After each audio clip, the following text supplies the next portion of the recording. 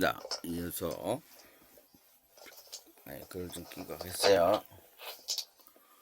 장애인 일자리 사업이에요.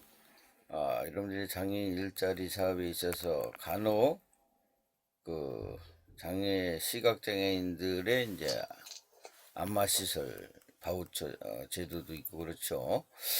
그래서 여기 보면 시각장애인의 안마 파견 사업이에요. 대상은 18세 이상 안마사 자격이 있는 미취업 시각장애인이 이제 할 수가 있고, 주요 업무는 안마 서비스 제공이고, 근무지는 경로당도 있고, 또 노인복지관 등 노인복지시설 등에 이렇게 방문해서 현지에 가서 이렇게 안마 서비스를 하면 바우처로 시간당 얼마씩 이렇게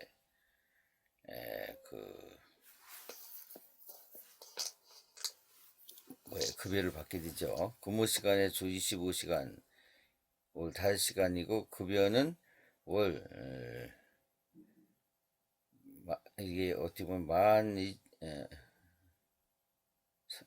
본인 부담금 12,000, 월 120만 6천 원 정도 된다는 거죠. 넘겨보겠어요.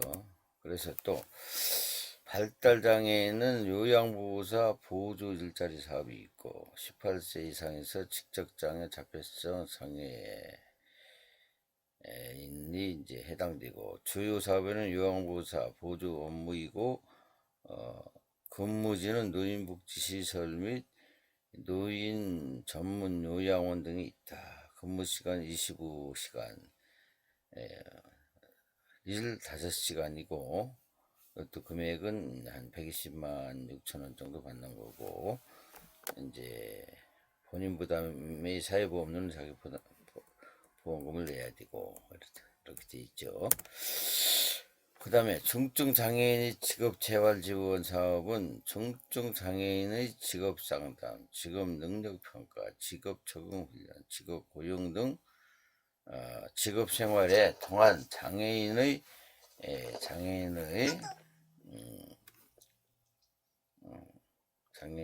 자립 도모하기 위한 사업이다.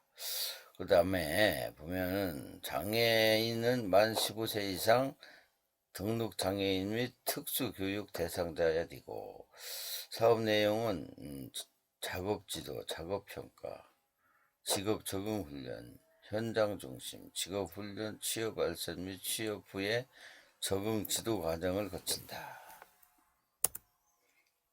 그 다음에 장애인 생산품 판매 시설이에요.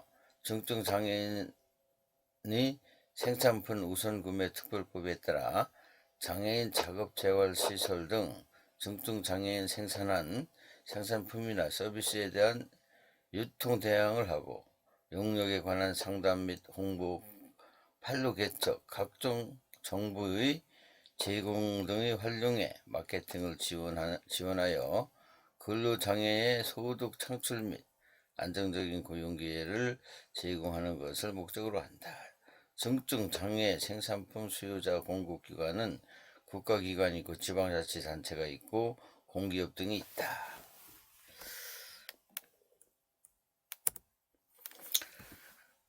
그동안 우리나라의 장애 고용 정책이 장애인 생산 가능한 인력으로 손색이 없다는 전제에서 정책의 합리성과 타당성을 설명해왔다. 그렇지만 이제부터는 더 나아가 기업의 원하는 생산성을 낼 수 없는 장애인이라도 일자리를 제공해야 하며, 그 주체는 국가가 되어야 한다.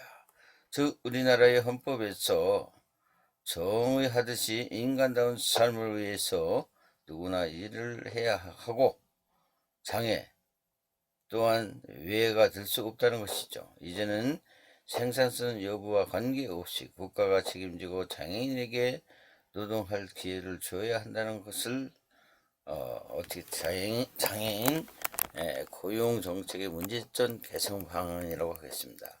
이른바 장애인을 위한 노동권을 보장하라는 주장이죠. 이를 다른 말로 표현하면 권리 중심의 일자리이다. 그래서 보면 여기 장애인들에게 선언적으로 노동권을 보장하는 것이 머무는 것이 아니라 장애인 당사자가 직접 권리를 생산하는 주체가 되어야 한다는 것입니다. 단지 돈을 벌기 위해서가 아니라 인간다운 삶을 영위하기 위한 기본권 보장 차원에서 중증 장애인이 일할 기회를 제공해야 할 것을 말하고 있습니다. 이때 장애인 일자리는 기존 노동시장의 일자리 범위를 뛰어넘어 다양한 활동까지도 일로 노동으로 인정해줘야 한다는 것입니다.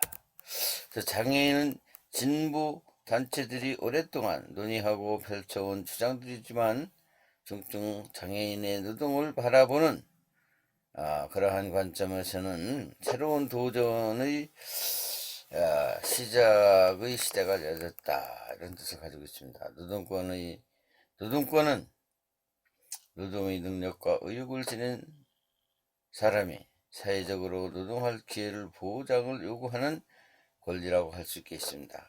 최근에 장애인의 일자리 관련 정책과 사업은 지금까지 장애인의 인권과 노동권 보장을 위해 국가가 노력하고 있다지만 구체적으로 어떤 철학과 관점을 갖고 정책을 추진해 왔는지, 장애인 당사자의 의견과 입장을 얼마나 반영하고 고려했는지 성찰해 볼 필요가 있다. 그래서 중증 장애인에게 노동은 생계수단을 위해 어쩔 수 없이 선택해야 하는 필수적인 과정이 아니라는 것이죠. 그래서 인간의 권리를 실현할 수 있는 활동이어야 한다는 것이죠. 물론 이러한 노동에 대한 관점의 변화는 장애인의 문제만이 아니라 한국 사회 전체적으로 어떻게 보면 다시 생각해봐야 할 문제인데, 그동안 노동시장에서 상대적으로 소외되는 중증 장애인을 위한 노동 문제로부터 시작하는 것이 출발점이 시급하다는 것입니다. 우리나라의 중증 장애인 고용 정책의 근간이 되는 장애인 고용 의무제가 시행된 지 30년이 지났습니다. 그동안 정책과 성과는 분명히 진보적이고 있다고 이제 국가에서는 생각하고 있습니다. 그러나 미래의 장애인 일자리 정책은 장애인의 노동할 권리에 대한 새로운 관심과 철학을 바탕으로 전환적 시각에서 설계해야 한다. 정책을 수립하기 위해 패러다임의 전환이 필요한 것이고, 중증 장애인 노동자의 가치와 개념이 정책으로 전환되어 실질적으로 실현되기 위해서는 장애인 당사자는 물론 관련 전문가와 활동가들이 방향 전환에 대한 필요성을 명백하게 이해하고 공감하는 과정이 반드시 진행되어야 한다는 것이죠. 물론 정책 결정에 의해서는 무엇보다도 공급자 중심이 아닌 장애인 당사자의 욕구가 반영되어야 한다는 것입니다. 문제점을 한번 보겠어요. 장애인의 고용에 있어서 대표적인 문제점은, 첫째는 정부의 의무 고용 사업체의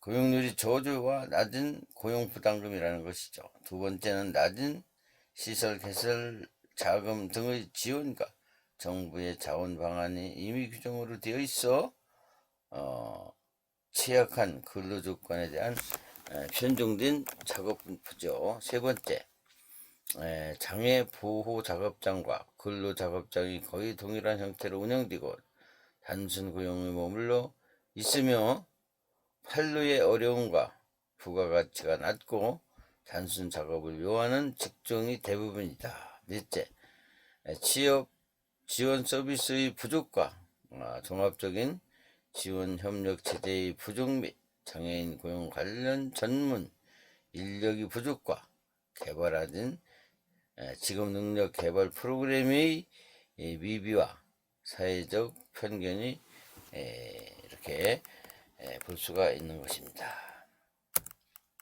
개선 방안을 보겠습니다. 장애인의 고용에 있어서 대표적인 개선 방안은 첫째, 장애인의 인력의 국가 지원화와 고부가가치의 장애인 인력 양성과 공급을 위한 특수학교의 직업교육, 직업훈련 및 장애복지관 등의 직업훈련의 효과적인 연계를 활성화하여 노동시장의 변화에 따른 정부 사업을 중점으로 한 직업훈련을 강화해야 된다는 것입니다.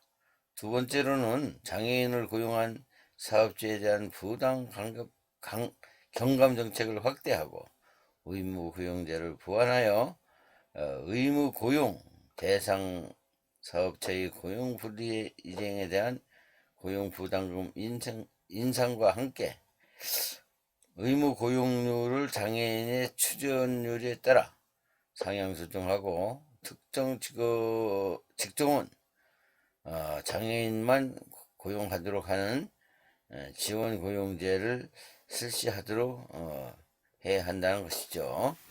이런 것들이 개선 방안이다.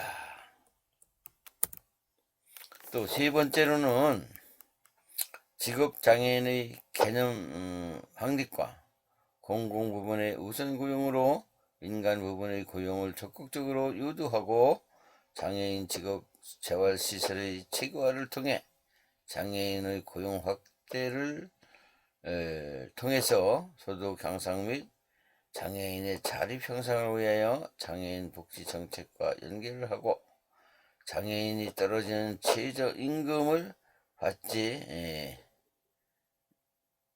못하는 장애인은 근로자에게 임금 보조를 실시해야 한다. 네 번째, 자영업은 장애인을 위한 지원을 통해 고용 촉진 기금을 직업 재활금으로 활용하여 자영 영업 창업에도 지원하고 실질적으로 자영업을 시작할 수 있도록 유용자 규모를 높여야 해야 하겠다.